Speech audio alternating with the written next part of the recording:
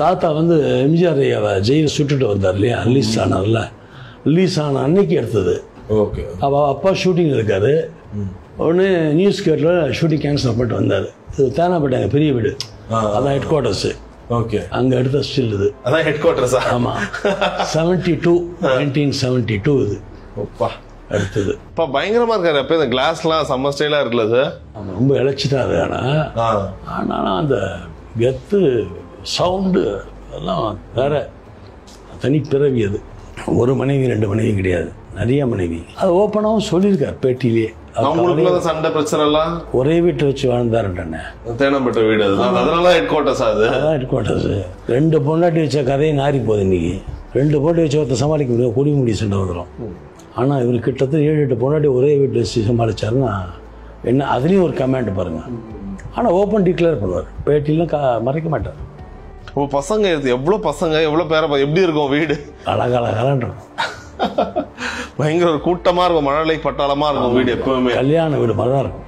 சாப்பாடுலாம் எப்படி சார்? எவ்வளவு பேருக்கு சமைப்பாங்க? இவ்வளவு பேர் இருந்தா மினிமம் வந்து 100 பேர் சமைப்பாங்க டெய்லி. நம்ம ஒரு பார்க்க வருவாங்க எல்லாம். அவங்க மட்டும் இல்லை, எங்கள் நாடக கம்பெனி ஆளுங்க இருந்தாங்க, எங்கள் வீட்டு சொந்தக்காரங்க.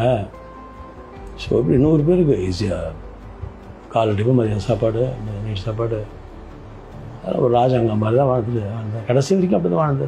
ஓகே. கடைசி வரைக்கும் அந்த தேனாம்பேட்டை வீடுன்றது அவருக்கு ரொம்ப அவருக்கு ரொம்ப பிடிச்ச திருச்சி வீடு.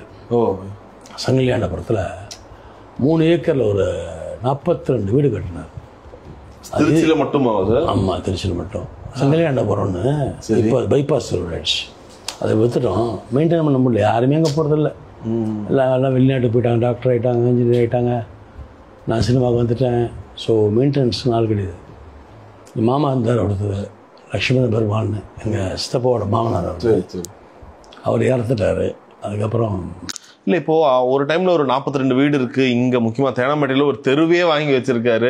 இப்போ அவ்வளோ இருக்கும்போது போக போக இது எல்லாமே இப்போ இவ்வளோ பேர பசங்களாக இருக்கும்போது எல்லாருக்கும் பிரித்து கொடுத்து எல்லாரும் தனித்தனியாக செட்டில் பண்ணிட்டாரு. அபிராம்புரத்து ஒரு பாட்டிக்கு வீடு. அப்புறம் அவங்களுடைய பசங்க அவங்களாம் அதோட அப்புறம் கும்பகோணத்து ஒரு பாட்டி, அவங்களுக்கு வீடு. அப்புறம் தஞ்சாவூர் கிளீன் ஒரு போஸ்ட் இருக்குது மாயவரத்தில், அந்த பாட்டிக்கு வீடு.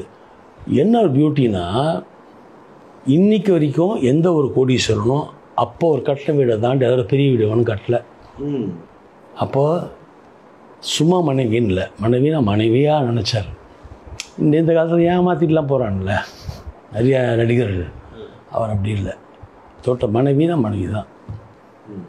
ஒரு பெண்ணை தொட்டால் அவங்க 100 சவரன், ஒரு பெரிய பங்களா, ஒரு காரு, ஒரு 20 கறவை மாடு, ஒரு 50 ஏக்கர் நிலம். நீங்கள் தான் மூத்த பேரன், ஃபஸ்ட்டு பேரன். நான் பிறந்தவங்க தான் தினத்தந்தியில் எம்ஆர்ஆலாம் பாட்டன் தாத்தா வாங்க அப்படின்னு போட்டான். இவங்க தான் ஃபஸ்ட்டு ஒய்ஃப் ஆஃப் எம்ஆர்ஆர் தான். ஓகே.